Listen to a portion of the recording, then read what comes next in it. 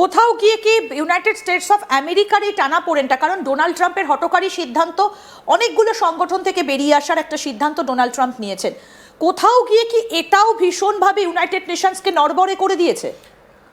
United নেশনসকে নড়বড়ে না করলেও একটা বার্তা দিয়েছে, এটা তো ফর শিওর, যে ইউনাইটেড স্টেটস অফ আমেরিকা বুঝতে পারছে যে তাদের যে ডিসকমফর্টটা তৈরি হচ্ছে, এই ডিসকমফর্টটা তৈরি হওয়ার পিছনে মূল কারণ হচ্ছে তাদের এই সাবঅর্ডিনেশন থিওরি। তোমরা আমার অধীনে আছো, আমি তোমাদের অধীনে রাখবো, এইটা কেউ মেনে নিতে চাইছে না।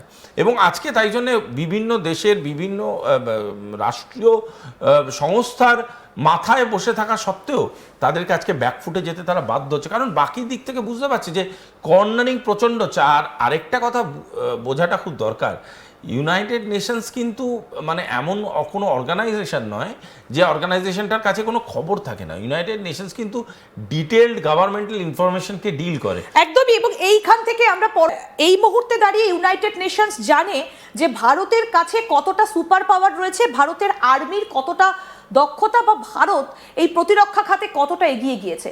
তাই কি ভারতকে এইভাবে ডাকাডাকি? তাহলে কি ইউএস আর ইউরোপ সহ 194টা দেশের কন্ট্রোল ভারতের হাতে আসছে? আমি এই বিষয়টা নিয়ে এবার একটু আলোচনায় আসতে চাই।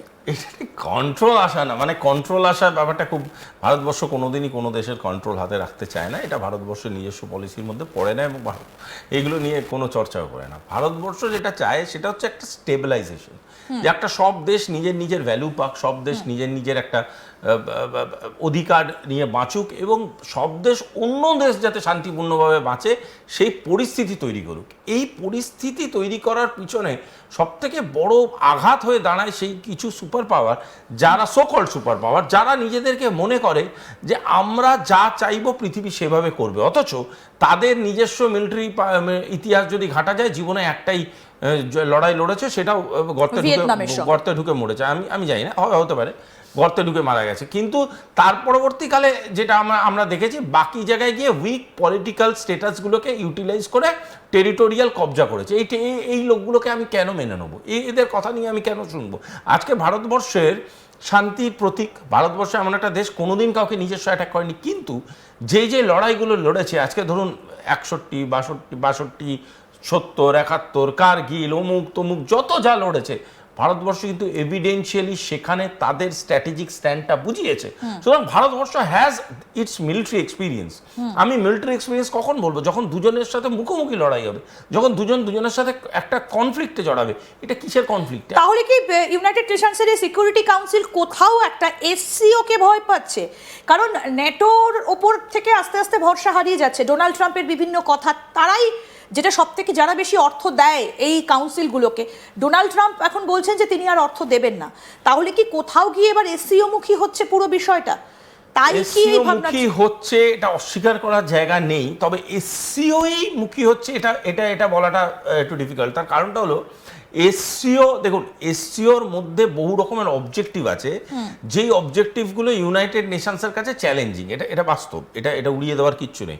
কিন্তু এটাও হতে পারে যে ইউনাইটেড নেশন নিজের কাপলিং ডিকাপলিং করে নিজের চরিত্রটা বদলাচ্ছে। মানে যে হিরো এতদিন ধরে সিনেমায়, মানে ধরুন অমিতাভ বচ্চন, ধরুন 70-এর দশক থেকে মারপিট করে হলেন, এখন নিজের যখন বয়স 80 বছর, এখন যদি হিরো হয়ে মারপিট করে বা 19 বছরের মেয়েকে নিয়ে নেচে গান গায়, সেটা কিন্তু খুব একটা সিনেমাকে ভালো লাগবে না। সুতরাং সেই যে জার্নি একটা হিরোর, সেটা বুঝতে হবে। এখন ইউনাইটেড নেশন এটা বুঝতে পেরেছে যে এখন হিরোর বাবা টাবার রোলে ভালো মানাবে, কারণ এখন আর ওই ফোরফ্রন্ট হিরো হওয়ার দরকার নেই। কারণ ফোরফ্রন্ট হিরো অন্য কিছু সংস্থা আসতে পারে এই জায়গাটা তৈরি করার জন্য, নিজে যাতে সিনেমা স্ক্রিপ্টে একটা চরিত্রে থাকতে পারে, সেই জায়গাটা করছে ইউনাইটেড নেশন। কোথাও গিয়ে কি ইউরোপ, যেটা বরাবর ইউএস এর সব থেকে বড় অ্যালাই, সেই ইউরোপের সঙ্গে একটা দূরত্ব কিন্তু অলরেডি ইউএস এর বেড়ে গেছে। কারণ আমরা দেখলাম যে আমরা দেখলাম যে কিছুদিন আগে ইউরোপের সঙ্গে একটা বড় ডিল স্বাক্ষরিত হলো ইউরোপীয় ইউনিয়নের সাথে। কোথাও গিয়ে কি এই বিষয়টাও ইউনাইটেড নেশনসকে ভাবাচ্ছে? অ্যাবসলিউটলি, বিকজ দেখুন, যে ডিলটা সাইন হয়েছে, সেই ডিলটা তো এরকম নয় যে তাৎক্ষণিক, বা সেই ডিলটা এরকমও নয় যে আজকে থেকে শুরু হচ্ছে। ডিলটা একটা প্রজেকশন, এই ইকোনমিক প্রজেকশনটাকে তো ইভ্যালুয়েট করার ক্ষমতা ইউনাইটেড নেশনস থাকে। তারা তো জানে যে এই ডিলটা যখন অ্যাক্টিভেটেড হবে, আজ থেকে ধরুন 15 বছর 20 বছর বাদে economic model of the world কোন দিকে দাঁড়াবে। তো দেখুন, এভরি অর্গানাইজেশন, যে কোনো ছোট বড় মেজো যে কোনো অর্গানাইজেশন, যে কোনো ব্যক্তি, যে কোনো রাষ্ট্র বেঁচে থাকার লড়াই লড়তে তারা আগ্রহী হবে। এইটা কি ডোনাল্ড ট্রাম্পের জন্য এই পথটা কি আরো প্রশস্ত হলো, নাকি আমেরিকান বর্তমান অর্থনীতিটা দায়ী? কোনটার জন্য?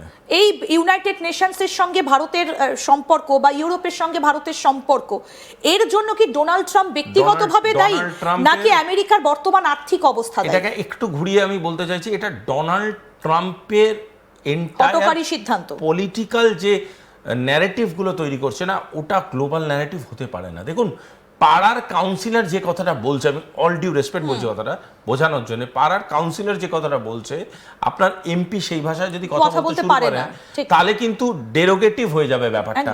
এবং আবার এমপি যে ভাষায় কথা বলছে সেটা যদি প্রধানমন্ত্রীর ভাষা হয়ে যায় তখন কিন্তু সেটা পলিটিসাইজড হয়ে যাবে। প্রধানমন্ত্রী ইজ নট আ পলিটিক্যাল পদ। সেকেন্ডলি, এই যে ডোনাল্ড ট্রাম্প যেভাবে কথা বলছে, উনার ট্রাম্প অর্গানাইজেশনে যারা কাজ করে তাদের সাথে ওইভাবে কথা বললে এক ব্যাপার, কিন্তু একটা জিনিস মাথায় রাখবেন, সোমালিয়ার মাথায় যে বসে আছে, ভারতের মাথায় যে বসে আছে, ফিলিপিন্সের মাথায় যে বসে আছে, এবং ভেনেজুয়েলা বলুন, গ্রিনল্যান্ড বলুন, সবার, ডেনমার্ক বলুন, সবার মাথায় যারা বসে আছে, সবাই কিন্তু তাদের দেশের মানুষের দ্বারা ইলেক্টেড রিপ্রেজেন্টেটিভস, এবং তারা কিন্তু মানুষের বিশ্বাস, মানুষের ভোট নিয়ে গেছে, তাদের নিজস্ব একটা এক্সিস্টেন্সিয়াল প্রেজেন্স আছে। আপনি যদি তাকে সবসময় অপমানের দৃষ্টিতে দেখেন এবং সবসময় একটা বোঝাবার চেষ্টা করেন, এ কিছু না, একে একটা অপমান করে দিলাম, এটা কোনোদিনই বিশ্ব মেনে নেবে না। তার কারণটা হচ্ছে সবার সম্মানবোধ তাদের কাছে ইম্পর্টেন্ট। আমি যতই ভালো সম্পর্ক থাকুক বা যতই আমি বড় কেউ কেটা হতে পারি, আমি কোনো মানুষকে অসম্মান করতে পারি না। এবং রাষ্ট্রবিজ্ঞানে আন্তর্জাতিক সম্পর্কতেও এইভাবে ডেরোগেটিভ ভাষায় অ্যাট্যাক, হয়তো স্ট্র্যাটেজিক্যালি আপনি অনেক অনেক অনেক এমন ঘটনা ঘটালেন আমার রাষ্ট্রের ক্ষতি হয়ে গেল, কিন্তু আপনি যদি ডেরোগেটিভভাবে অ্যাটাক করেন। আচ্ছা, আপনাকে একটা ছোট্ট এক্সাম্পল দিই।